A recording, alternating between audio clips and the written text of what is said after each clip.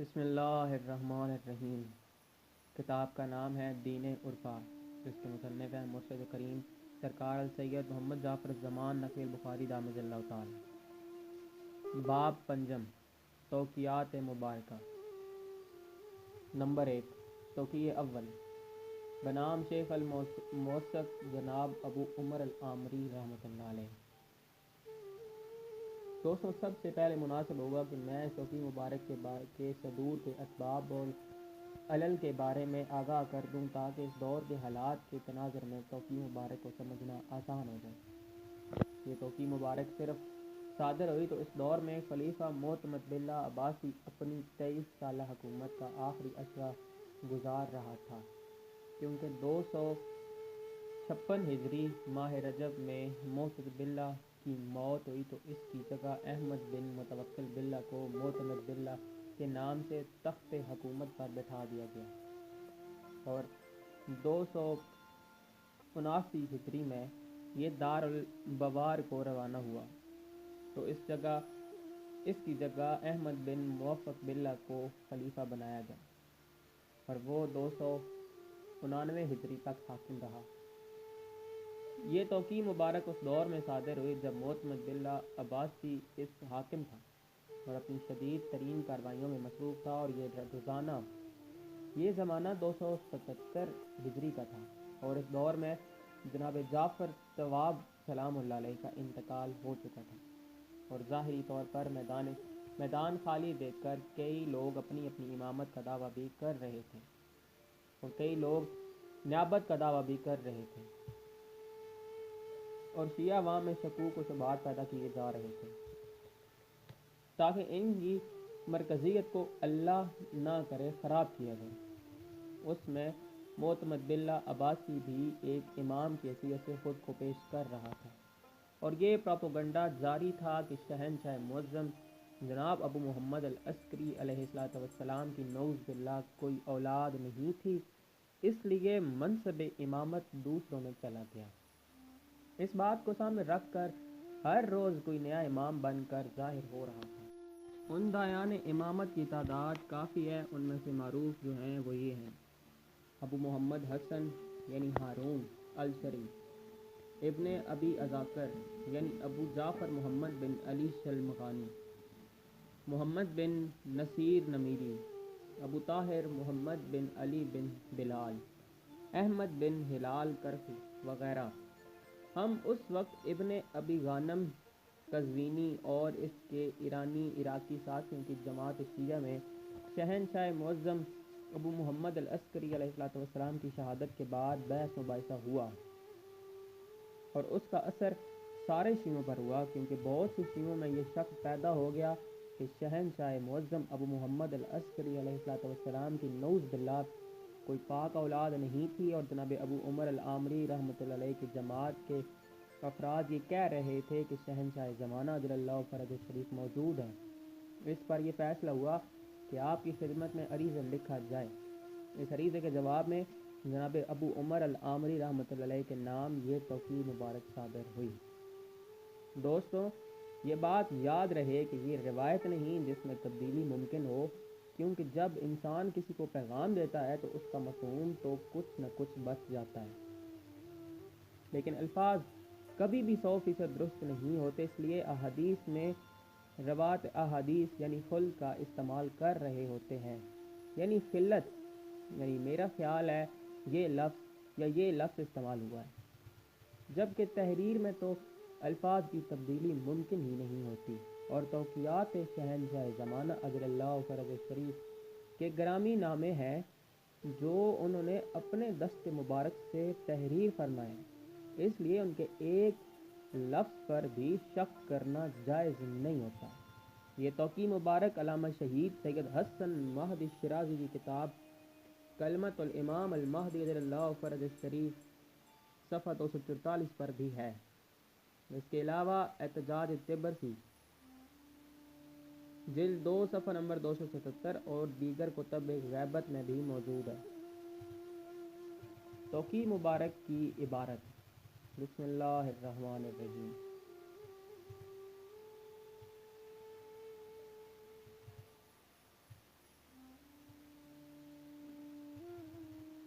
یہ پوری کی عبارت لکھی ہوئی ہے عربی میں، اس کو میں بیچ میں ترک کر رہا ہوں، اور اس کا پیج کا حوالہ میں یہاں پہ دیتا چلوں۔ یہ پیج نمبر 100 کے اوپر لکھی ہوئی ہے،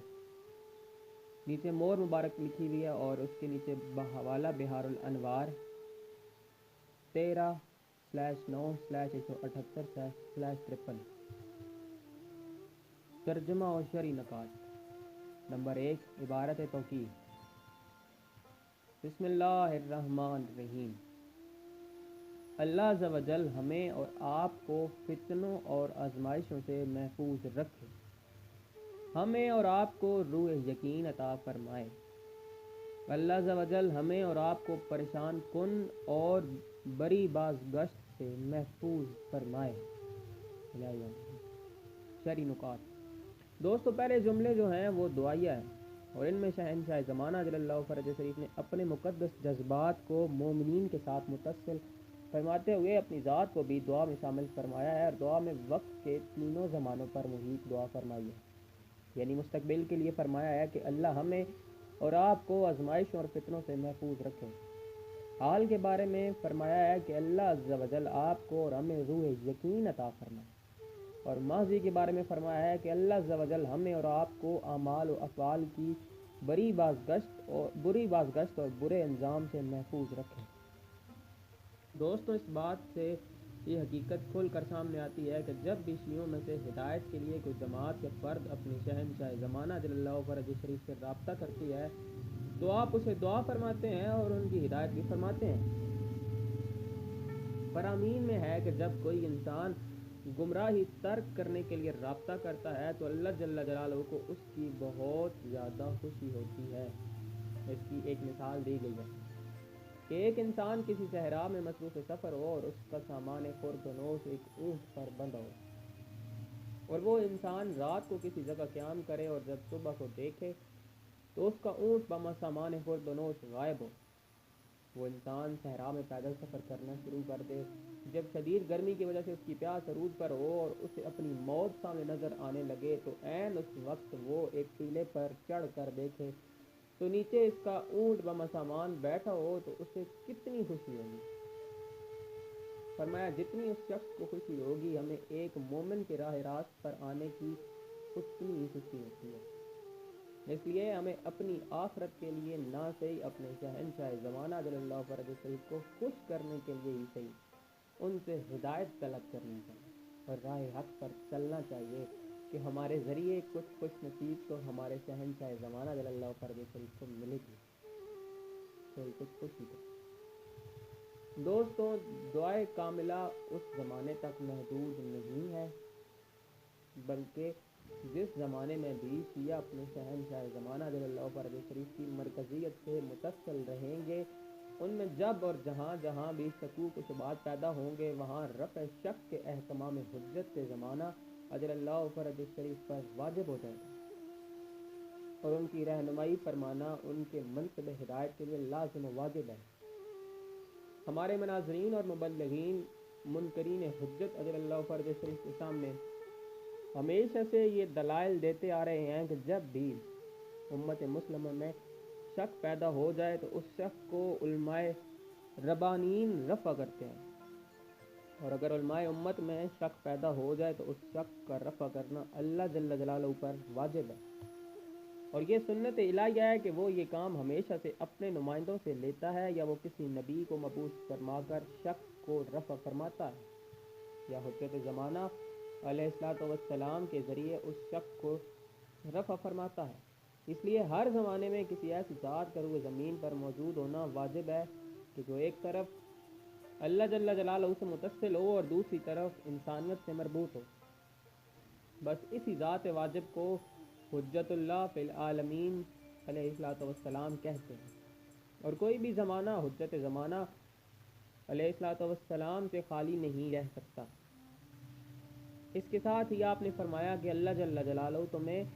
گمراہ کرنے والے فتنوں سے محفوظ رکھے، تاکہ تم پر کوئی ایسی آزمائش نہ آئے جو تمہارے دین کو برباد کر دے،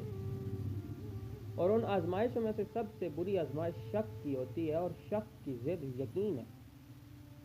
اس لیے آپ نے دعا میں فرمایا ہے کہ اللہ جل جلالہ تمہیں روح یقین عطا فرمائے۔ تاکہ تم نہ ہی حجت زمانہ جل اللہ فرج الشریف کے وجود سے انکار کرو اور نہ ہی ان کے فضائل و اختیارات سے انکار کرو۔ اسی طرح مال و اولاد بھی آزمائش ہوتی ہے کہ ایک انسان اپنی اولاد کی وجہ سے گمراہ ہو جاتا ہے، یعنی اولاد کی کفالت کے لیے ناجائز ذرائع کو اختیار کرتا ہے، اولاد کی وجہ سے ترک دین پر مجبور ہو جاتا ہے۔ اس طرح بیوی ہے، مال ہے، یہ سب آزمائشیں ہیں، کیونکہ مال کو مال اس لیے کہا جاتا ہے کہ یہ سب انسان کو سب سے زیادہ اپنی طرف مائل کرتا ہے۔ انسان جب مال کی وجہ سے ایک طرف تو غیر شرعی ذرائع معاش اختیار کرتا ہے اور دوسری طرف حب مال اس کے حقوق واجبہ کی ادائیگی میں مانع ہو جاتی ہے، اور انسان مالی واجبات ادا نہیں کر سکتا، کیونکہ شیطان کا سب سے بڑا دو فقر اور غربت سے ڈرانا ہوتا ہے، اور یہ چیز مالی واجبات کی ادائیگی کی راہ میں رکاوٹ بن جاتی ہے۔ دوستو، یہ بھی ایک مسلمہ ہے کہ انسان سے بعض لغزشیں ایسی سرزد ہوتی ہیں کہ جن سے توفیق خیر سلب ہو جاتی ہے، یعنی کچھ اعمال اور لغزشیں ایسی ہوتی ہیں کہ جو نماز شب کی توفیق سلب کر لیتی ہیں، کچھ لغزشیں ایسی ہوتی ہیں کہ جن سے انسان کساوت قلبی کا شکار ہو جاتا ہے اور گریہ شب سے محروم ہو جاتا ہے، کچھ لغزشیں ایسی ہوتی ہیں کہ جن سے انسان لذت مناجات اور لذت عبادات سے محروم ہو جاتا ہے۔ اس طرح کچھ لغزشیں ایسی ہوتی ہیں جن کی وجہ سے انسان فرائض کی بر وقت ادائیگی سے محروم ہو جاتا ہے اور کسی نیک کام پر موفق نہیں ہو پاتا۔ اسی چیز کو سامنے رکھتے ہوئے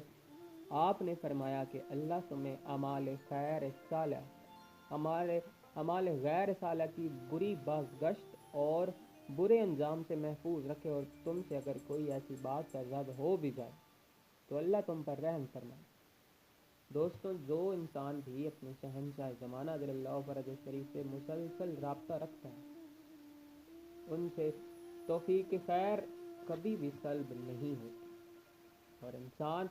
کبھی بھی روح یقین سے محروم نہیں ہوتا، اس کی کوتاہیوں سے درگزر فرمایا جاتا ہے۔ یعنی جو شخص اپنے شہنشاہ زمانہ جل اللہ فرج شریف سے مربوط رہتا ہے وہ محفوظ رہتا ہے، فتنوں سے محفوظ رہتا ہے اور اموال کی بری بازگشت سے بھی محفوظ رہتا ہے۔ مولا کریم اجل اللہ فرج شریف ہم سب پر کرم فرمائے، آمین۔ نمبر 2، عبارت توقیع۔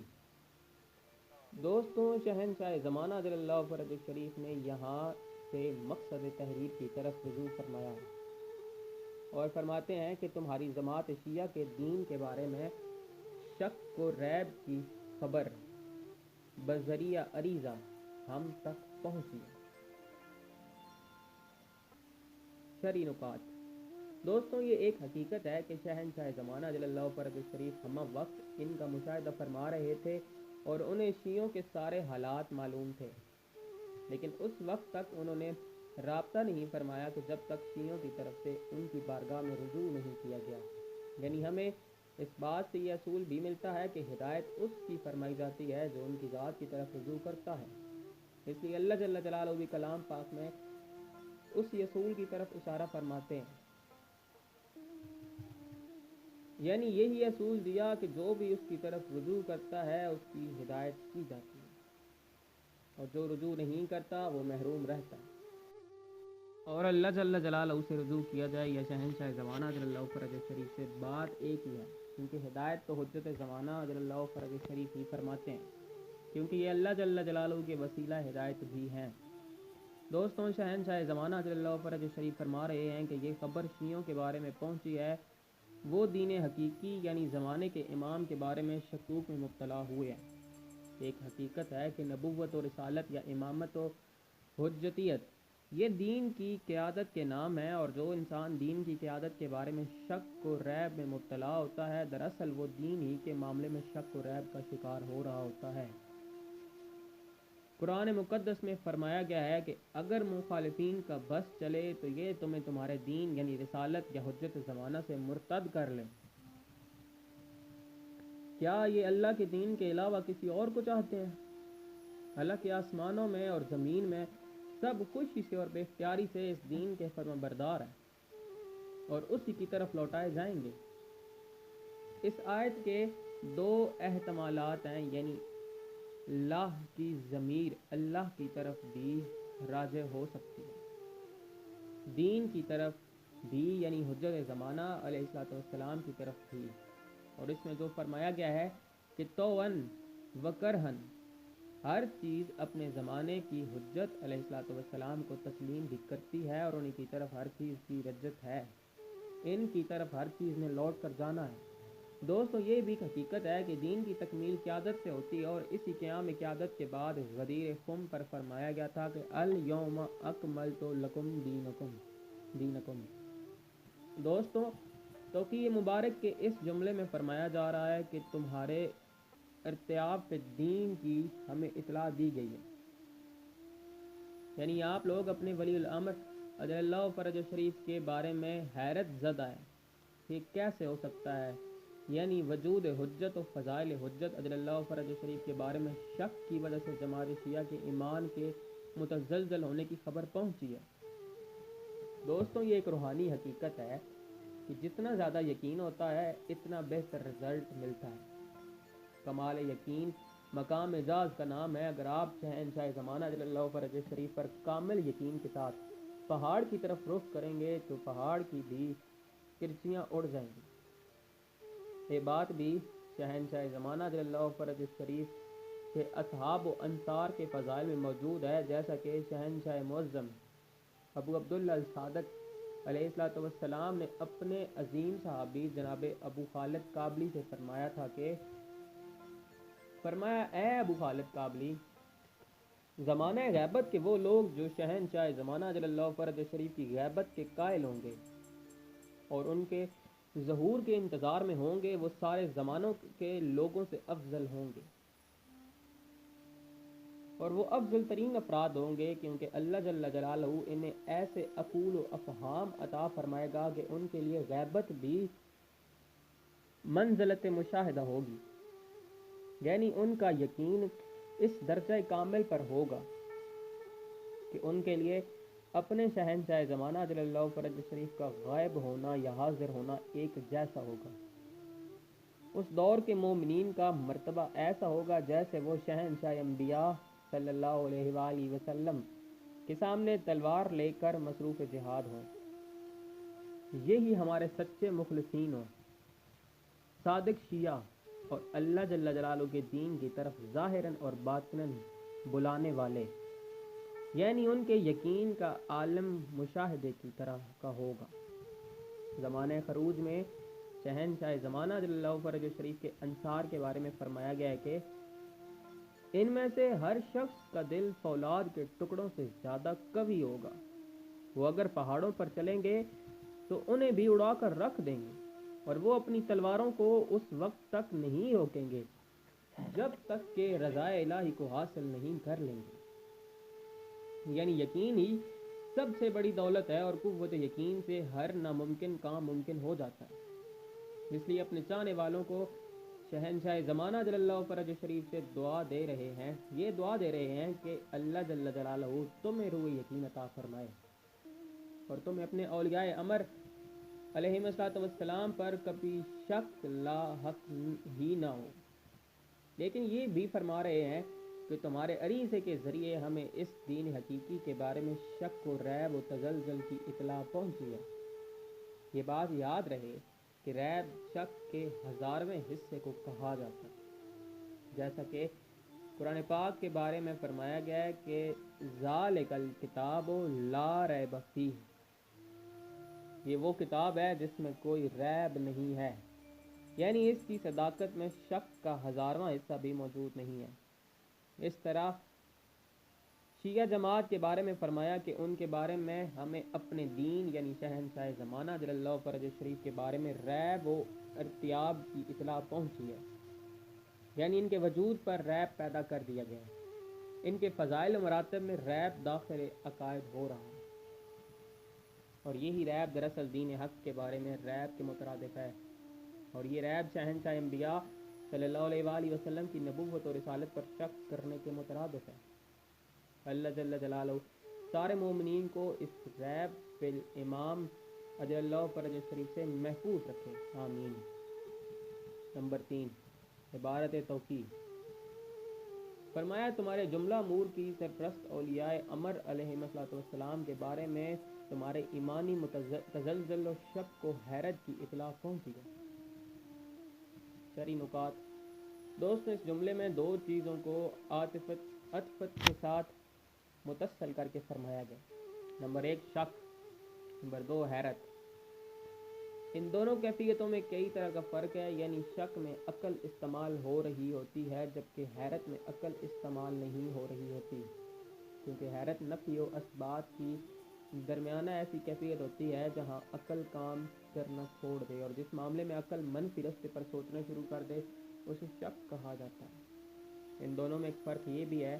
کہ شک ہر صورت میں مذموم ہوتا ہے اور حیرت بعض حالات میں مذموم ہوتی ہے اور بعض حالات میں مستحسن ہوتی ہے، جیسا کہ صاحبان عرفان کے بارے میں فرمایا گیا ہے کہ وہ عرفان توحید کی ایک ایسی منزل تک پہنچ جاتے ہیں کہ جہاں وہ رب زدنی علما کی بجائے رب زدنی تحیرا کی دعا فرماتے ہیں، لیکن سارے عرفا شک سے پناہ مانگتے ہیں۔ اس جملے میں شہنشاہ زمانہ جل اللہ فرج شریف فرماتے ہیں کہ تم میں سے بعض لوگوں کے شکوک و شبہات کی اطلاع پہنچی ہے، یعنی اپنے اولیاء امور علیہ السلام کے بارے میں شکوک کی خبر پہنچی ہے۔ دوست، اس دور کے شیعوں نے شک تو صرف ایک ذات پر کیا، مگر شہنشاہ زمانہ جل اللہ فرج شریف نے اسے شک فی ولایت امر علیہ السلام فرمایا، کیونکہ اگر ان میں سے کسی ایک ذات پر بھی شک کیا جائے تو وہ شک ایک ذات پر نہیں ہوتا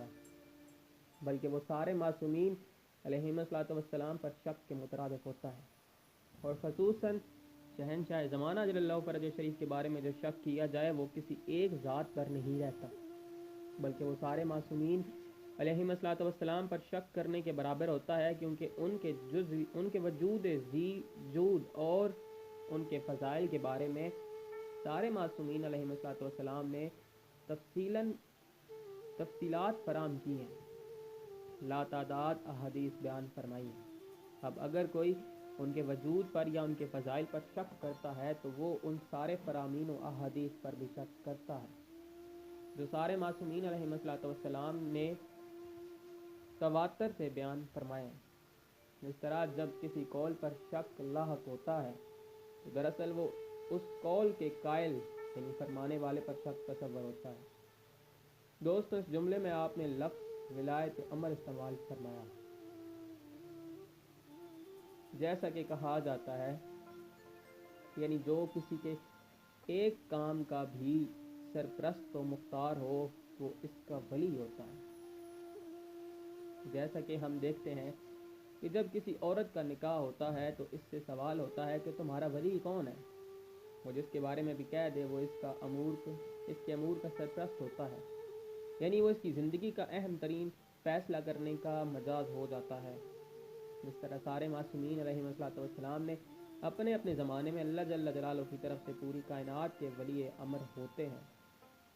اور ناظم کائنات ہوتے ہیں۔ ہر زمانے کے امام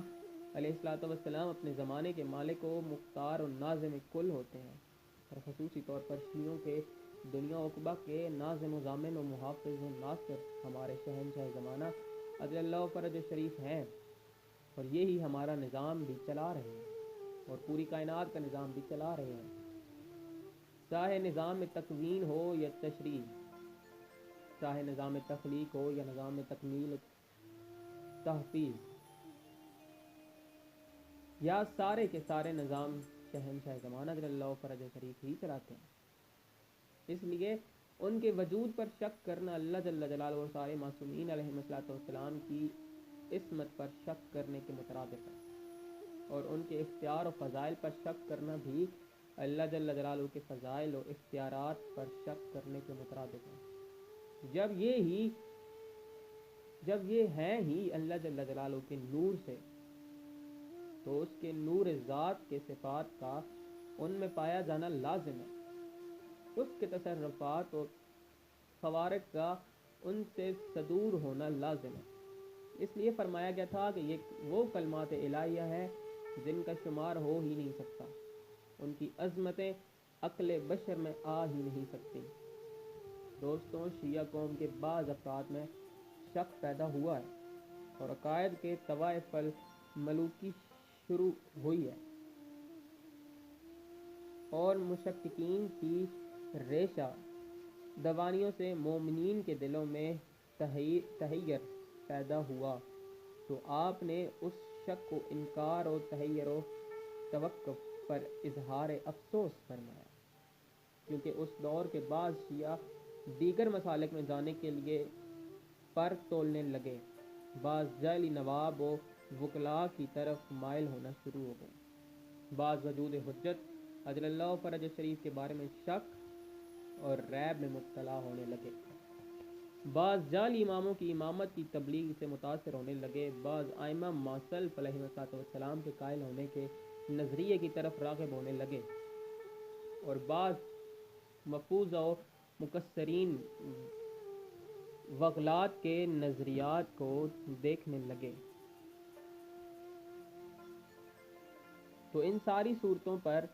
صرف افسوس ہی کیا جا سکتا تھا۔ بات یہاں تک نہیں پہنچ گئی تھی کہ بعض شیعہ تو معتمد باللہ عباسی ملعون کی امامت پر بھی سنجیدگی سے غور کرنے لگے تھے، اور بعض نے تو متوکل باللہ جیسے ظالم کی امامت کی بات بھی سننا شروع کر دی تھی۔ شیعہ جماعت کی صفوں میں یہ انتشار افسوسناک تھا۔ مولا کریم اجل اللہ فرج شریف شیعوں کو اپنی نصرت کے لیے متحد رکھیں، الہی آمین۔ نمبر 4، عبارت توقیف۔ شہنشاہ زمانہ اجل اللہ فرج شریف فرماتے ہیں کہ یہ سن کر نصیب دشمنا ہمیں دکھ پہنچا ہے، ہم غمگین ہوئے ہیں، لیکن ہمارا یہ غم اپنے لیے نہیں تمہارے لیے ہے، اور یہ ہمیں اپنے لیے برا نہیں لگا بلکہ یہ تم شیعوں کا نقصان برا لگا ہے۔ شرعی نکات۔ دوستو، ارشاد قدرت ہے، یقیناً جو اللہ جل جلالہ کے ولی ہوتے ہیں نہ ہی ان پر کوئی خوف طاری ہوتا ہے اور نہ ہی انہیں کوئی غم و حزن لاحق ہوتا ہے۔ یہ عمومی اولیاء کرام کا ذکر ہے کہ انہیں نہ آنے والے خطروں کا خوف ہوتا ہے اور نہ ہو جانے والے کسی اتلاف کا غم ہوتا ہے۔ دوسری طرف ہم دیکھتے ہیں کہ معصومین علیہ السلام اپنے حزن و غم کا مظاہرہ فرماتے ہیں، اور بہت سے فرامین سے ثابت ہے کہ آپ پر غم و حزن طاری ہوتا ہے، اور اسی طرح مومنین کے بارے میں ارشاد ہے کہ مومنین ہماری خوشی سے خوش ہوتے ہیں اور ہمارے حزن و غم سے غمگین ہوتے ہیں۔ یہ دو متضاد باتیں ہیں، کیونکہ ایک طرف یہ ہو کہ انہیں حزن و غم طاری ہوتا ہی نہیں، دوسری طرف فرمایا جائے کہ انہیں حزن و غم طاری ہوتا ہے۔ اگر ہم جمع بین الآراء کریں تو پھر ہمارے سامنے ایک رستہ ہے، اور وہ یہ کہ معصومین علیہ السلام کسی ذاتی وجہ سے نہ ہی کبھی غمگین ہوتے ہیں اور نہ ہی ذاتی وجہ سے خائف ہوتے ہیں، بلکہ ان کا خوف اور حزن دونوں عمومی طور پر دوسروں کے لیے ہوتے ہیں۔ اس لیے شہنشاہ زمانہ رضی اللہ فرج شریف فرما رہے ہیں کہ آپ کے شکوک و شبہات کا سن کر نصیب دشمنا ہمیں غم ہوا ہے، اور ہمیں یہ بات اپنے لیے بری نہیں لگی کہ تم لوگوں نے ہمیں نہیں مانا،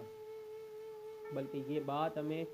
تمہارے لیے بری لگی ہے کہ تم ہلاک کیوں ہونے لگے ہو، دین سے کیوں پھرنے لگے ہو۔ اس تشکیک و ارتداد کا ان کی ذات کو کوئی نقصان نہیں ہے، بلکہ ان کا نقصان مومنین کو ہے۔ اس کا نقصان اس کی وجہ یہ ہے کہ وہ ایک شفیق والد کی طرح اپنی اولاد کے نقصان پر غمگین ہوتے ہیں۔ فرامین میں یہ بھی ہے کہ ہر شام جب مومنین کے اعمال نامے شہنشاہ زمانہ جل اللہ فرج شریف کی بارگاہ میں پیش ہوتے ہیں تو ہماری بدعمالیوں کو دیکھ کر نصیب دشمنا انہیں دکھ ہوتا ہے۔ اس لیے ہمیں حتمی المقدور نافرمانیوں سے بچنا چاہیے، تاکہ ہماری وجہ سے ان کے نازک دل کو ٹھیس نہ پہنچے۔ ویسے تو وہ ہمارے اعمال کا لائیو مشاہدہ فرماتے ہیں اور ہماری نافرمانیوں کے بعد بھی ہماری توبہ اور استغفار کے منتظر رہتے ہیں، اس لیے ہمیں ان کی نافرمانی کر کے ان کی دل آزاری نہیں کرنا چاہیے، اور اگر کوئی نافرمانی ہو جائے تو پھر شام سے پہلے اس کی توبہ و استغفار کا اہتمام کر لینا چاہیے۔ یہ بھی یاد رہے کہ انہیں یہ دکھ کسی ذاتی وجہ سے نہیں ہوتا، بلکہ یہ دکھ اس محبت کی وجہ سے ہوتا ہے جو ان کے مقدس دل میں ہم جیسے گناہ گاروں کے لیے موجود ہے۔ انہیں ہماری ضرورت نہیں ہے، محتاج تو ہم ہیں، مگر وہ ہم سے محبت کرتے ہیں۔ اگر کوئی اس غلط فہمی میں مبتلا ہو کہ ہمارے بغیر نعوذ باللہ ان کا گزارا نہیں ہے، تو اس غلط فہمی کے بارے میں تو اللہ جل جلالہ نے پہلے ہی صاف صاف بات کر دی ہوئی۔ فرمایا اے ایمان والوں، یاد رکھو کہ تم میں سے جو کوئی بھی اپنے دین سے پھر جائے گا تو عنقریب ہی اللہ ایسے لوگوں کو لے آئے گا جن کو وہ دوست رکھتا ہے، اور وہ اس کو دوست رکھتے ہیں۔ وہ مومنوں پر نرم دل ہوں گے اور کافروں کے لیے سخت گیر ہوں گے۔ وہ اللہ کی راہ میں جہاد کریں گے اور کسی ملامت کرنے والے کی ملامت سے وہ نہیں ڈریں گے۔ یہ اللہ کا فضل ہے، وہ جس کو چاہتا ہے عطا فرماتا ہے، اور اللہ کا شائش والا بہت جاننے والا ہے۔ اس آیت میں بھی مومنین سے خطاب ہے کہ اگر تم دین سے پھر جاؤ گے اور مرتد بھی ہو جاؤ گے تو اس کا نہ اللہ عز و جل کا کوئی نقصان ہے اور نہ حجت زمانہ علیہ السلام کا، بلکہ یہ تمہارا ہی نقصان ہے، کیونکہ تم نہیں ہوگے تو شہنشاہ زمانہ جل اللہ فرج شریف کی نصرت کے لیے ایک ایسی جماعت ناصرین پیدا کر دی جائے گی کہ جن سے خود اللہ عز و جل محبت کرے گا، اور جواباً وہ بھی اللہ عز و جل سے محبت کرنے والے ہوں گے۔ یاد رہے کہ شہنشاہ زمانہ جل اللہ فرج شریف کی محبت ہی اللہ جل جلالہ کی محبت ہے۔ فرمایا وہ ناصرین آپس میں محبت اور تواضع کرنے والے ہوں گے، مگر شہنشاہ زمانہ اجل اللہ فرج شریف کے دشمنوں کے بارے میں ان کے دلوں میں کوئی نرم گوش اور محبت نہیں ہوگا۔ اور یہ علامت ہمیں دعوت فکر بھی دیتی ہے کہ اگر کسی بھی جماعت کے افراد آپس میں متواضع اور احترام باہمی سے خالی ہیں تو انہیں اس جماعت سے اپنے آپ کو خارج سمجھنا چاہیے۔ ناصرین امام علیہ السلام کے بارے میں ضروری شرط احترام باہمی یعنی آپس میں نیاز مندی و ادب و عاجزی واجب ہے۔ فرمایا وہ جماعت ناصرین جہاد فی سبیل اللہ کرنے والے ہوں گے، یعنی جہاد کی جتنی قسمیں ہیں وہ اس میں شامل ہیں۔ وہ زمانہ غیبت میں جہاد بن نفس کر کے اس اندر کے دشمن کو شکست دینے والے ہوں گے، اور جہاد بالتصرف کر کے دشمنان دین کے روحانیاتی حملوں سے حرم دین کی حفاظت کرنے والے ہوں گے، اور بعد از فرود ظہور وہ شہنشاہ زمانہ جل اللہ فرج شریف کے سامنے جہاد بالسیف کرتے ہوئے سیسا پلائی دیوار بن جائیں گے، جن کی پوری زندگی ایک جہاد مسلسل ہوگی۔ وہ ایسی جماعت ناصرین ہوگی جو کسی بھی ملامت کرنے والے کی ملامت سے نہیں ڈریں گی، کیونکہ شہنشاہ زمانہ اجل اللہ فرج شریف کی نصرت باللسان اور نصرت بالتصرف اور ان کے دین کی تبلیغ و ترویج ہوگی، تو اس پر ناصرین کی بہت ملامت کی جانی ہے۔ اور اس طرح ایک فرمان ہے، زمانہ آخر میں دین حق پر قائم شخص کو ایک بدکار فاحشہ عورت سے زیادہ بدنام کیا جائے گا۔ اس لیے فرمایا گیا ہے وہ دین حق کی اور شہنشاہ زمانہ جل اللہ فرج شریف کی نصرت کے معاملے میں کسی ملامت کرنے والے کی ملامت اور بدنام کرنے والے کی کوششوں کی پرواہ نہیں کریں گے۔ اس کے بعد فرمایا کہ یہ ان لوگوں کا اکتسابی اور کمایا ہوا اعزاز نہیں ہوگا، بلکہ یہ اللہ کا فضل ہے،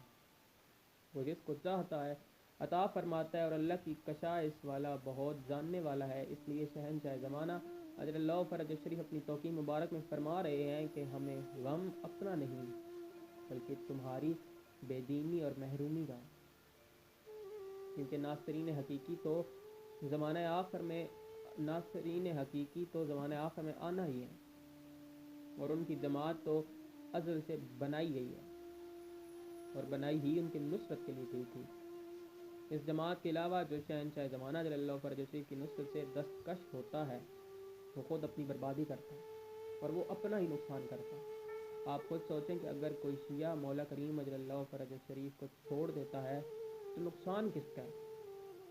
وہ نہ چھوڑے بھی تو مولا کریم اجل اللہ فرج شریف کا کون سا کام وہ کر رہا ہے؟ دوستو آپ اور ہم دیکھیں تو مولا کریم اجل اللہ فرج شریف کا کوئی کام نہیں کر رہے ہیں، بلکہ ان پر ایمان لا کر اپنی جان جہنم سے بچانے میں مصروف ہیں، اپنی ذات کو عذاب جہنم سے بچانے کی ناکافی کوشش کو بطور دین کر رہے ہیں، اپنی آخرت کو محفوظ رکھنے کی کمزور سی کوشش کو بطور فرائض ادا کر رہے ہیں۔ تو اس میں شہنشاہ زمانہ اجل اللہ فرج شریف کے لیے کیا ہے؟ ہماری نمازیں ہیں، روزے ہیں، جملہ اعمال و فرائض ہیں جو ہم بڑی لاپرواہیوں سے اور بڑی غیر روحانی صورت میں ادا کر رہے ہیں، تو یہ سب کچھ ہمارے اپنے لیے ہے، جس میں ہمارا اپنا فائدہ ہے۔ ہماری نماز روزے سے شہنشاہ زمانہ اجل اللہ فرج شریف کا کیا فائدہ ہے؟ ہم شہنشاہ زمانہ اجل اللہ فرج شریف کی نصرت کر رہے ہیں تو اس میں بھی ہمارا ہی فائدہ ہے، کیونکہ اگر بادشاہ کسی کو اپنی خدمت کا موقع دیتا ہے تو وہ اس خدمت کرنے والے کا احسان نہیں ہوتا، بلکہ بادشاہ کا احسان ہوتا ہے، کیونکہ بادشاہ کو خدمت کرنے والوں کی کمی نہیں ہوتی، بلکہ خدمت کرنے والے کے لیے یہ اعزاز ہے، ورنہ یہ کام کسی اور سے بھی کروا سکتا ہے۔ اگر کوئی انسان بادشاہ کی خدمت سے جی چراتا ہے یا انکار کر دیتا ہے تو نقصان اسی کا ہوتا ہے، بادشاہ کو نہیں ہوتا۔ اس طرح شہنشاہ زمانہ جل اللہ فرج شریف کے لیے اگر کوئی شخص کوئی کام کرتا ہے تو اس میں شہنشاہ زمانہ جل اللہ فرج شریف کا کوئی ذاتی فائدہ نہیں ہوتا، بلکہ اس خدمت کرنے والے کا فائدہ ہوتا ہے۔ اس لیے تو شہنشاہ زمانہ جل اللہ فرج شریف فرما رہے ہیں کہ میں دکھ تو تمہاری بربادی کا ہے کہ ہمارے نام لیوا افراد جہنم کے رستے پر کیوں چل پڑے، ہماری ذات سے انکار کر کے، ہمارے فضائل سے منہ موڑ کر یہ جو اپنا نقصان کر رہے ہیں، اس کا ہمیں افسوس ہے۔ مولا کریم اجل اللہ فرج شریف ہم سب کو توفیق و نصرت عطا فرمائے۔ الہی آمین۔